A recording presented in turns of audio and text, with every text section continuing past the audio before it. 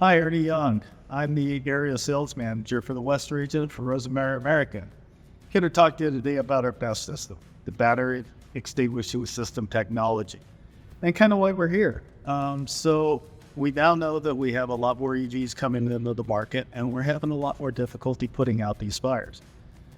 So let's talk about that battery fire, okay? What takes place and why is it an issue? Right now, we get that EV battery fire. It'll take up to 8,000 gallons of water, 20,000 gallons of water, and up to 6 hours of our time to extinguish. That creates a lot of issues for fire departments, a lot of runoff. How do we get that much water there? And the time that it takes to put this out. Some of the important background to know when we're coming up against these issues are where are these taking place. So we got to understand that 50% of all verified EV battery fires have been connected to chargers when it happens, okay? 63% of those occurred in underground and enclosed spaces, okay? That enclosed space creates another safety hazard risk as well.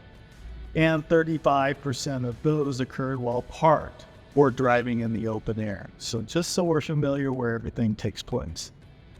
In the basics of this EV fire, we got to understand that we can have two different types of fires in an EV. One of them could be just a car fire. Just a car fire will not necessarily affect the battery, and we, over time, have learned to take care of battery or car fires by themselves. We're quick, we're efficient with it, not a problem. But if we have a battery fire, that is where our issues tend to be. We don't have the time, the technology currently on our apparatus to take care of an EV fire. This is the time, and this is the extended water issues that we have with that. When we have a battery fire, almost all the time, we will end up extending into the car fire. So we have both a battery fire and a car fire happening at one time. We can always take care of the car fire, and how to do that, we have the equipment to do it. It's the battery that we have difficulties doing. What happens inside of that battery is we have a lot of cells. So you have cells, you have modules, and a number of modules in a pack. And the pack is that battery pack that is generally underneath the EV in today's build standards. What happens is you have a number of these cells. In fact, currently in, say, the Tesla Model S, you'll have approximately 7,000 cells, just a little smaller than this right here. If any one of those cells gets damaged, there's a separator between the positive and negative sign. It's a really thin separator, and it keeps the ions separated. If we have a disruption in that separator due to a traumatic event, due to a thermal event, and it breaks down, we have an instant short of that cell, okay? Now that cell gets super hot, super fast. We're talking within milliseconds. We have this cell that would get up to 2,000 degrees, okay? That cell is gonna affect the cell next to it. It's gonna disrupt the separator, it's gonna break down, it's gonna short. This happens over and over. This is called a thermal runaway. This is why we have a difficult time putting out the battery and why it takes so long, because this runaway is just gonna continue unchecked. One of the things that we do in the industry is we attempt to put out the fire, or at least cool it down, by spraying water from underneath. Unfortunately, we do not actually get to the seat of the fire. It's like having a room and contents fire in a brick building and spraying water on the outside of the wall. We never actually get to the inside. So we're never effectively cooling, so we cannot put this out. So the mitigation becomes an issue for us. You know, this runaway is something we can't access. We can't open the battery. So it becomes very difficult in that event.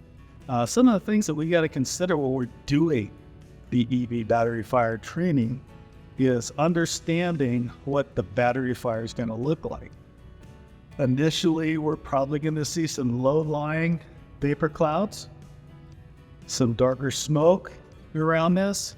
We're also trying to identify what type of vehicle this is to begin with. Is it an EV type vehicle? And once we understand that we can kind of look at those outlying information and see if we're dealing with an EV battery fire. At a certain point, as these cells are breaking down and getting hotter and hotter, releasing gases, we're going to get an auto ignition. So secondary effects of that auto ignition are going to be exposures. If it's in a parking garage, you can have things like nibbles next to it. Is it still attached to the charging station? Because then we have DC current that we have to clear first.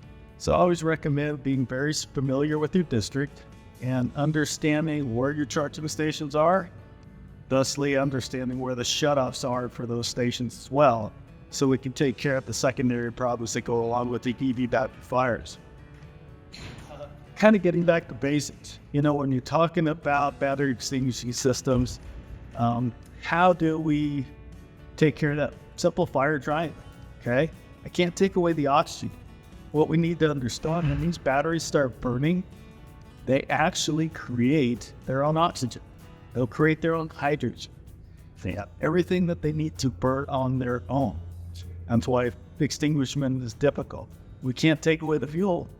That's the battery pack. It's attached to the car.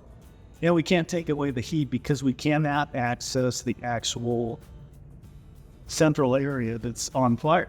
Okay? We're spraying water on the battery pack that doesn't get the cooling to the seat of the fire. So it becomes very, very difficult to do this. There's some options out there, okay? Heat extraction from the outside, talking about spraying water underneath the vehicle onto the battery pack. Problem is, we're talking a long extinguishment time. In fact, we'll just remove that term altogether. We're not going to extinguish anything.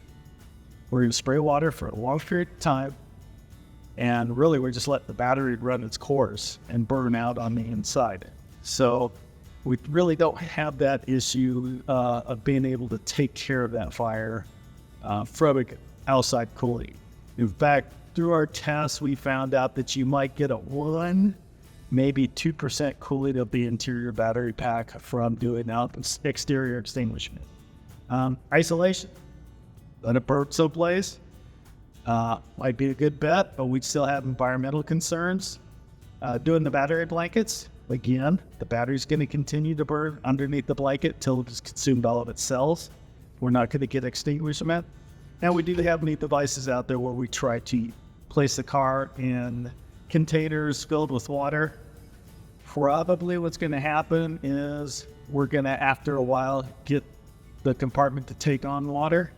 But now we have a big tub of the contaminated water, and it's still probably going to burn for a while, even while it's in that tub. And not everybody has these type of systems. They're big, they're clunky, they're tough to have on hand. Heat extraction from the inside. That's kind of where we get into the best system. Is we can actually place water in the battery pack, flood it, and we'll surround the cells that are in thermal runaway with cooling water so that the cells that are outside of that thermal runaway area are not being heated in.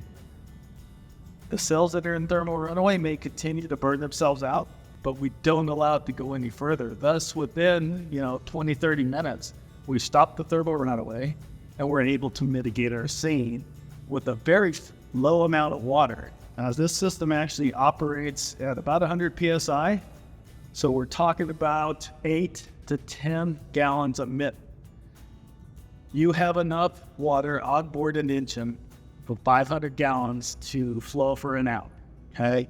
We're not going to take any longer than that, and it's probably going to be far less than that.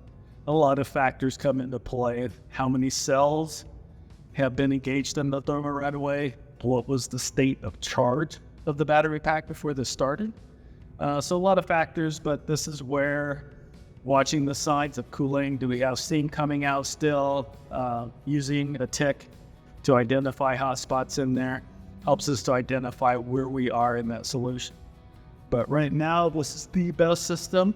It's quick, it's safe, and it uses what you currently have on your engine. 500 gallons of water, pike pole, and an SCBA.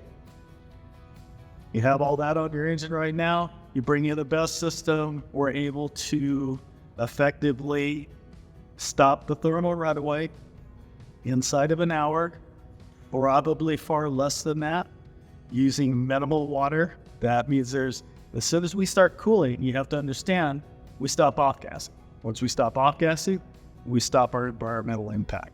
Okay, so it's very quick to be able to do that. And that's kind of the name of the game here, is to get things done quickly.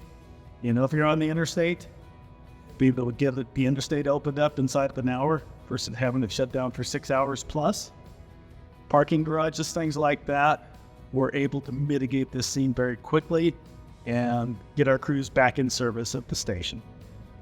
One of the follow-ups to that is, once we do deploy and have a vehicle that we extinguished, we still need to isolate and quarantine that vehicle for a period of time, as we still have energy in the cells, and there is damage to it. But this gives us a point that we can work with our local tow companies and make sure that we have a good quarantine area to put this vehicle that's not going to impede anything else, getting ourselves back at the station. So it's actually a really simple system to use, using everything on your truck, and it allows us to mitigate the scene really quickly. Understanding where to place the unit, there are some great ERGs out there that show where the battery packs are. A couple of really simple points to make on this system is, I do not have to penetrate the battery pack exactly where the thermal runaway is occurring. I just have to hit the pack. It'll flood, it'll find its way to the damaged module, flood that, and stop that thermal runaway from happening. And that's how we achieve extinguishment with the best system.